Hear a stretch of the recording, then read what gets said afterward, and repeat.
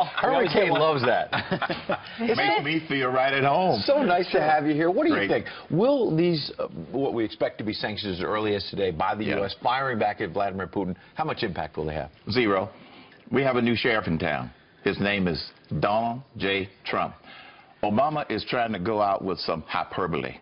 Mr. Tough Guy, after 8 years of Vladimir Putin kicking him around and basically embarrassing this nation, he's now trying to go out with some hyperbole. That's all. It's hyperbole. Well, there's been a lot of hyperbole. I mean, it's been a back and forth the last 24, 48 hours between the president and the president-elect. What do you think is really happening behind the scenes? Is President Obama being helpful, or is he going to be an obstructionist all the way to the end? President Obama is being hurtful. He's not being helpful. Secondly, he's already trying to position himself as a spoiler during the Trump administration. That's sad, because George W. Bush set the example.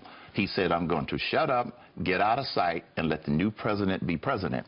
This president isn't doing it during the transition, and he's probably not going to do it after President-elect Trump takes office. You were here yesterday covering the speech yesterday with Secretary John Kerry. Yes. Do you think the American people, 3 weeks left to go, do you think they have tuned out? You know, we always talk about the lame duck president, right? Yes. Do you think that's the case this time, where people are hearing them, but they're not really digesting it? They haven't tuned out, but they are now afraid of what Obama could pull in these last few weeks. That speech by Kerry yesterday was a perfect example of deceiving and misleading the American people to believe several flawed assumptions. Number one, a two-state solution is not the only option. Number two, he never talked about the fact that Israel has come forward multiple times with a proposal for peace, and the Palestinians walked away from it every time. They don't want peace, the Palestinians. That's the third flaw. They don't want peace. They have said they want Israel destroyed and wiped off the face of the earth. Yeah. You know, to be fair, on another topic, at the beginning of the Obama administration, there were a bunch of Republicans like Mitch McConnell who said, we are going to try to block them at every turn. And that's frustrated President Obama. But now what are Democrats talking about? Maxine Waters on MSNBC a couple days ago talking about the same thing. Says she's not going to be nice, saying she is going to fight this president every step of the way. Watch.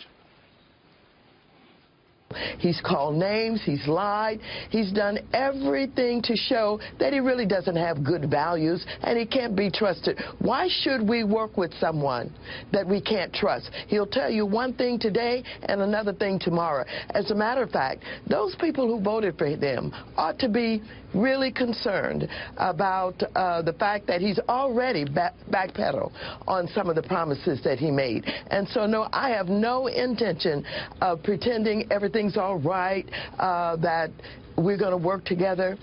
She went on to say, I won't even meet with them. Herman Cain, what happened to they go low, we'll go high?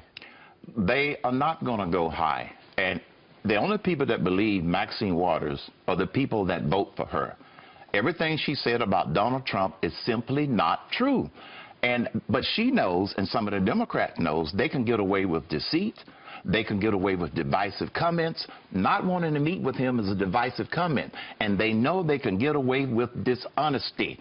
Harry Reid admitted it this week, that he lied about Mitt Romney's taxes, and he's proud of it. So nobody believes Maxine Waters except the people who unfortunately continue to re-elect her. Well, they're gonna fight back, they say, but if they do that and Donald Trump delivers on what he said he would deliver, like bringing jobs back to this country, they're going to be a tough place. In fact, yesterday Donald Trump announced 8,000 new jobs coming to the U.S. That on top of what he did with Kerry right out the gates. He's not even president yet. Well, we got some sound of what he said about it yesterday down in Palm Beach, and we'll get you to react to it. I was just called by the head people at Sprint, and they're going to be bringing 5,000 jobs back to the United States. They're taking them from other countries. They're bringing them back to the United States.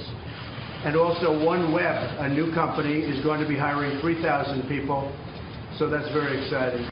Your take.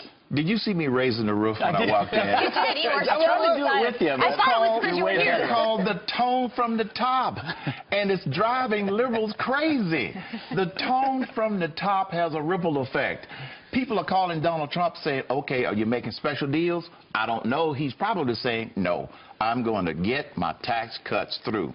That's what's causing businesses to keep jobs here and bring jobs here. I think the tone from the top, you've seen it. You mentioned about consumer confidence. The stock market has revealed it. Business heads are calling him. It's because of the positive tone from the top, not the negative tone. Morning in America Part 2. You got it. I want to find out where you're going to be on New Year's Eve with those moves. I just want to know where you're going to be. I want to be there. That's an internet meme waiting to happen. I'll right send you a text. Herman Cain, Happy New Year.